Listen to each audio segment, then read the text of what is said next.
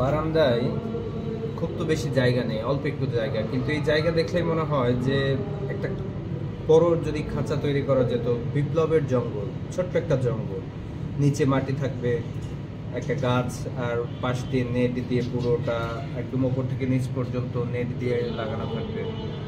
কিন্তু সেটা কি করা যাবে? চলেন তৈরি করব, যা আছে কপালে। আজকে ইচ্ছে হয়েছে, আজকে থেকে প্রস্তুতি শুরু। চলেন এখনই যাব মার্কেটে। যখন কিছু পেয়ে বসে নেশা, তখন আসলে ওটা না করা পর্যন্ত খুব কষ্ট।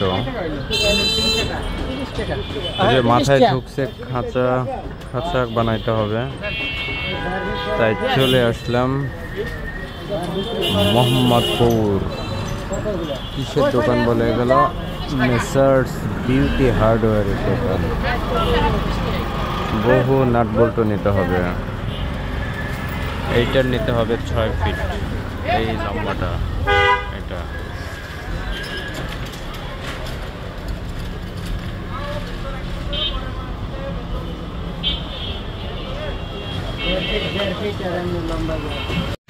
পাখি পুষতে গেলে খুব ছেঁচড়া হইতে হয়, কই যাইতে হয় না যাইতে হয়, কার সাথে মিশতে হয়। কাঠের দোকানে আসছি, এই যে দরজা হচ্ছে, এই দরজাটা ওই বড় নেটের মাঝখানে বসিয়ে দেওয়া হবে। দোকানে যাবার পর ওই বড় নেট কিনে নিয়ে এসে বাসায় রেখে আবার এই অংশটুকু কেটে আবার আমি এই কাঠের দোকানের কাছে নিয়ে আসছি। নিয়ে এসে এই দরজাটা বানিয়ে নিচ্ছি। এই দরজা বানাইতে বহুত কষ্ট, কোথাও বানিয়ে দিবে না কোনো কাঠমিস্ত্রি। মানে মনে হচ্ছে যে তারা বুঝতেই পারে না, এই একটা অবস্থা। প্রথমে স্টিলের দোকানের কাছে গেছি, তারা চায় হচ্ছে 8,000 টাকা, এই জাস্ট এই দরজা বানিয়ে দিবে, 8,000 টাকা নেবে। তারপরে শেষ পর্যন্ত কাঠের 4-5টা দোকানের কাছে গেছি, সবগুলো 4,000 5,000-এর নিচে কেউ নামেনি।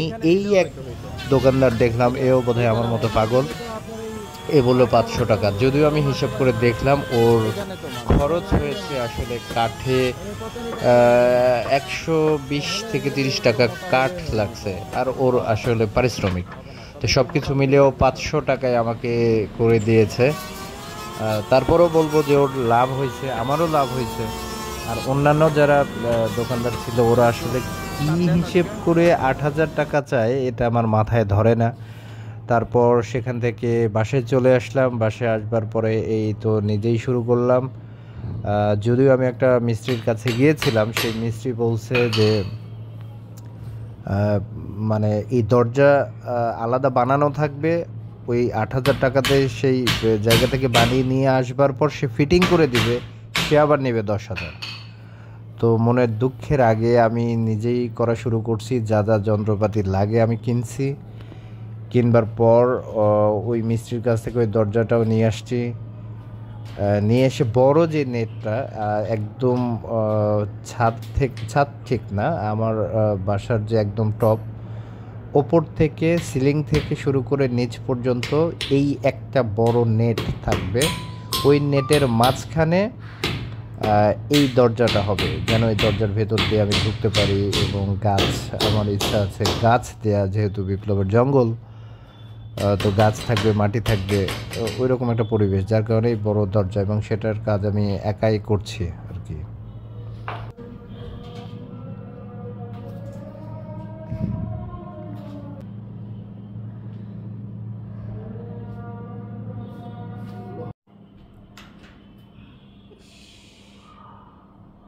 ঠিক এভাবে কত জায়গায় যে লাগছে আর কত জায়গায় যে কাটছে, শখ বলে কথা, শখের দাম লাখ টাকা। এই কাজ প্রায় কিছুটা শেষ হবার, সম্পূর্ণ শেষ হয়নি, এখনও আছে। তারপরে আমি চলে গেছি ইয়েতে, নার্সারিতে, যে ভেতরে যে গাছগুলো দিবে, এখানে রোদ লাগে না, যার কারণে ছায়াতে যে গাছগুলো হবে, তো ছায়াতে সবগুলো হয় আসলে গুল্ম টাইপের গাছ, ছোট গাছ, একদম বোতলে যেগুলো রাখা হয় বা ছোট্ট টবে সেগুলো। কিন্তু আমার লাগবে একটু বিরুৎ বা বৃক্ষ, যেগুলো বনসাই টাইপের বৃক্ষ, ছোট মানে গাছের যেন ডালপালা সোজা কথা থাকে যেখানে পাখি বসতে পারবে। তো বহু দৌড়িয়ে এর নাম কি? দৌড়িয়ে খোঁজ নিয়ে পাইলাম যে সিসিয়াম। বকুল এবং এই ফাইকাস বেঞ্জামিনা বলে বটের একটা জাত, 7-8টা জাত 2000 আছে টাকা দাম। বটের, তার মধ্যে এটা একটা। ওই বটের এর চাইতে বয়স বটের একটা চারা নিলাম, অর্থাৎ ফাইকাস বেঞ্জামিন বলে সেটা, আর বকুল।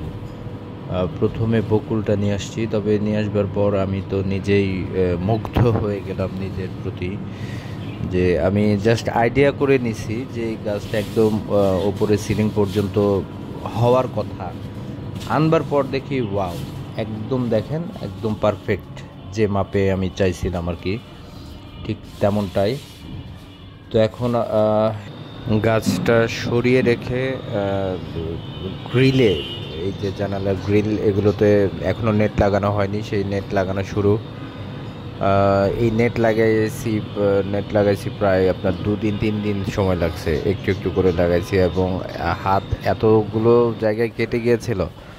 তারপর আসলে গ্লাভসটা দিয়ে একটু একটু করে পুরো গ্রিল সেটি আসলে নেট দিয়ে ঘিরে নিই। তারপরে আবার পুরো প্রসেসিং বাকি স্টেপগুলোতে যাই, দেখাই। আসলে একটা কাজে নামলে তখন বোঝা যায় যে কত কাজ থাকে ছোট ছোট। কারণ এই যে এই হার্ডবোর্ডগুলো আবার কেটে নিতে হচ্ছিল, যেই জানালার পাশ দিয়ে যেই নেটগুলো দেয়া হলো, সেই নেটগুলো যেন কিছুটা ফাঁকা থাকে, ওই ফাঁকা দিয়ে যেন পাখি আবার বের না হয়, তার কারণে এই নেটগুলো, এই কি বলে হার্ডবোর্ডগুলো কেটে ওই নেটের পাশ দিয়ে দিতে হবে, সেটা আবার কাটতে হচ্ছে মাপ দিয়ে। বহু কাজ থাকে ভাই, বহু কাজ থাকে। পরের দিন আবারও বারান্দার কাজে হাত দিলাম। এই পুরো প্রসেসিংটা আজকেই করতে হবে। তো কাজ শুরু, মই নিয়ে এসে নেটগুলো লাগাচ্ছিলাম। বেশ কষ্ট হচ্ছিল একা একা, আসলে সাথে কেউ থাকলে হয়তো খুব স্মুথলি করা যেত। এই নেটটা ওপর থেকেই হুকে লাগিয়ে এই নিচ পর্যন্ত এটা সোজা করতে আমার হালুয়া টাইট হয়ে গেছে, কারণ এই নেটটা আমি নিয়েছিলাম মোটা নেট, যেহেতু এটা একদম বড় নেট, ওপর থেকে নিচ পর্যন্ত খুব মজবুত যে নেটটা সবচেয়ে ভালো ওইটা নিয়েছিলাম। এত শক্ত, সেটা গোল রাউন্ড হয়েছিল, সেটা সোজা করতে পারি না। কি কষ্ট যে হয়েছে আমার, কত গলা, মুখে, হাতে, পিঠে, কত জায়গায় যে কেটে গেছে। যাই হোক, প্রায় 1-1.5 ঘন্টা লাফালাফি করার পর আমি ওটা করতে পারছি। তারপর আর কি করার, প্রায় 3 দিন বা 4 দিন সময় নিয়ে এই পুরো সেট আপটা করেছি। অ্যাকচুয়ালি আমি পুরো মানে ভেতরে পুরো একটা জঙ্গলের ভিতর ঢুকলে যেমন মাটি, ঘাস, একটু ইটের গুঁড়ি, একদম জঙ্গল টাইপের, একটা জঙ্গল বলতে জঙ্গলই, তো সেই লুক দেওয়ার আমি চেষ্টা করছি, যেন পাখি এখানে ছাড়লে তারা খুব স্মুথলি থাকতে পারে এবং একদম ন্যাচারাল একটা ভাইব পায়। এই ইট কিনতে গিয়ে, ওই বালি কিনতে গিয়ে, ওই মাটি কিনতে গিয়ে কি যে বিপদ, মিলে না। বহু দূরে দূরে যাইতে হয়েছে আমাকে। এই বস্তাগুলো দেখতে পাচ্ছেন সামনে, বস্তাগুলো নিয়ে সেগুলো আবার বহন করে নিয়ে আসা, খুব মানে একদম মানে সামান্য একটা বিষয়, কিছুই না, কিন্তু শেষ পর্যন্ত করতে একা বেশ কষ্ট হয়েছে। এখন রেডি টু গো, এখন আসলে ছাড়া যাবে, পাখি ছাড়া যাবে, সব কিছু কমপ্লিট। তো এবার পাখি কেনার পালা। তো দেখা যাক কবে পাখি নিয়ে আসি, কি পাখি নিয়ে আসি, আপডেট দিতে থাকবো। এই পুরো কাজ যদি আমি টানা করতাম তাহলে হয়তো 3 দিনে হয়তো 4 দিন 5 দিন হয়তো তোলা যেত, কিন্তু আমি থেমে থেমে করছি, সময় নিয়ে এনে করছি। প্রায় 22 দিনের এই রূপটা দেখতে পাচ্ছেন, 22 দিন আমাকে পরিশ্রম করতে হয়েছে। তো দেখা যাক পরবর্তী স্টেপ কি হয়।